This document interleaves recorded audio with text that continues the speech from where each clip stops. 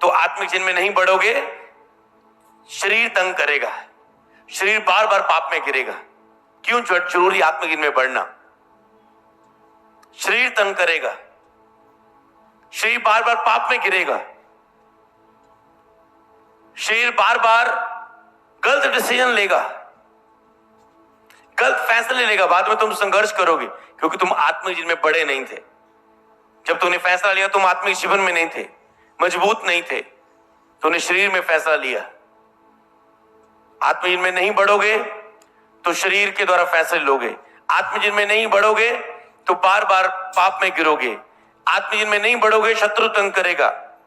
आत्मिक जीवन में नहीं बढ़ोगे, सफलता नहीं होगी लाइफ में, नहीं बढ़ोगे, डिले होगी, फेल होंगे बहुत सारे हिस्सों में क्योंकि पवित्र आत्मा साथ नहीं है। तो तुम्हें आत्मिक जीवन में बढ़ना है। जिस तरह तुम शरीर में उन्नति करना चाहते हो, उससे अधिक तुम्हें आत्मा जीवन बढ़ने के लिए और आपका प्रश्न होना चाहिए अपने आप से, आज से जब तुम घर जाओ, आत्मिक जीवन में बढ़ने के लिए मैं क्या करूं? और तुम लिखोगे मुझे क्या करना होगा। फिर जब तुम आत्मिक जीवन में बढ़ोगे, कहते हैं शारीरिक चीजें सब पीछे पड़कर तुझे मिलेंगी। पहले तुम आत्मिक जीवन के द्वारा परमेश्वर के राज्य और धार्मिकता को खोजो, दुनिया की सब शारीरिक चीजें भी तुझे पीछे पड़कर मिलेंगी जब तुम आत्मा में उन्नति करते हो। जब मैंने एक टाइम फैसला किया था 2015 में कि परमेश्वर अब मैं तेरे कामों को करूंगा, तो तुरंत परमेश्वर ने कहा तुम मेरे कामों को करेगा, मैं तेरे कामों को करूंगा। मतलब सब चीजें पीछे पड़कर तुझे मिलेंगी जो तेरी आवश्यकताएं होंगी। तुम मेरी आवश्यकताओं को पूरा करेगा। परमेश्वर की आवश्यकताएं क्या है? खोई हुई रूहें, खोई हुई भेड़ें, खोए हुए लोग जो शारीरिक हो चुके हैं, खोए हुए पास्टर। प्रभु कहते हैं उनकी चरवाही करना है, उनकी अगुवाई करना, उनकी केयर करना है। तुम मेरी जरूरतों को पूरे करेगा, मैं तेरी जरूरतों को पूरा करूंगा। हालेलुया। तो आत्मिक जीवन में बढ़ने के लिए क्या करना है? हमें फैसले लेने हैं। हालेलुया।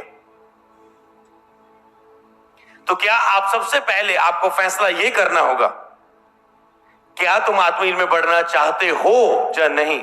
तो अगर तो तेरा हो केवल मुंह से, तो तुम कभी नहीं बढ़ सकते। याद रखना, आत्मिक जीवन में जब तुम आत्मिक जीवन में बढ़ना चाहते हो तो वो तेरे विश्वास से अंगीकार होना चाहिए। आज तुम विश्वास से अंगीकार करो एक, कि आज मेरा विश्वास है कि आज से मैं आत्मिक जीवन में बढ़ना चाहता हूं और प्रभु की दया से मैं आज से आत्मिक जीवन में बढ़ूंगा। आपका फेथ होना चाहिए ऐसे। तो क्या तुम आत्मिक जीवन में बढ़ना चाहते हो? क्या तुझ में यह विश्वास है कि आज से तुम आत्मिक जीवन में बढ़ोगे? हालेलुया। तो क्या होगा जब तुम आत्मिक जीवन में बढ़ोगे? आपने सीखा, हालेलुया। फिर वो सब कार्य आपकी लाइफ में होंगे।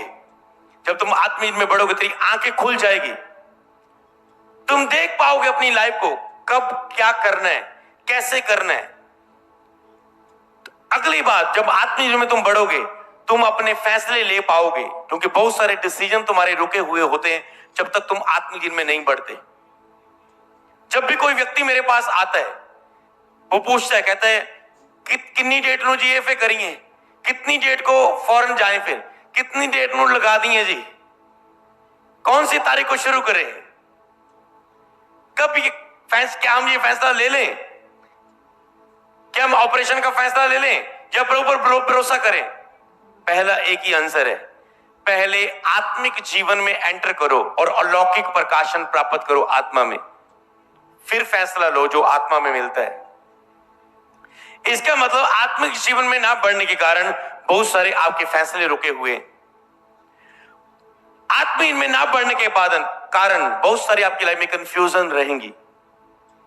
आप कंफ्यूज रहेंगे, ये करूं वो करूं, क्या ये प्रभु की ओर से है या नहीं, क्या ये मेरी इच्छा तो नहीं है, क्या प्रभु कह रहे हैं मुझे इतना बोना, क्या जो मेरा शरीर कह रहा है, क्या प्रभु चाहता है मैं वहां पर जाऊं, क्या प्रभु चाहता है ये मैं क्रूसेड करूं, क्या प्रभु चाहता है मैं ये काम करूं, क्या प्रभु चाहता है कि मैं क्या करूं, क्या प्रभु मुझसे सेवा चाहता है, क्या प्रभु मुझसे कमाई चाहता है, बोने के द्वारा सेवा चाहता है, कि मेरी शरीर के द्वारा सेवा चाहता है। बहुत सारे प्रश्न होंगे, क्या मैं इस मैरिज को करूं चाहे ना, क्या मैं इस जॉब को करूं या इस जॉब को करूं, क्या मैं अपने बिजनेस का फैसला लूं या ना, क्या मैं लोन लूं या ना। तो जब तुम शारीरिक दिशा में होते हो तुम गलत फैसले ले लेते हो।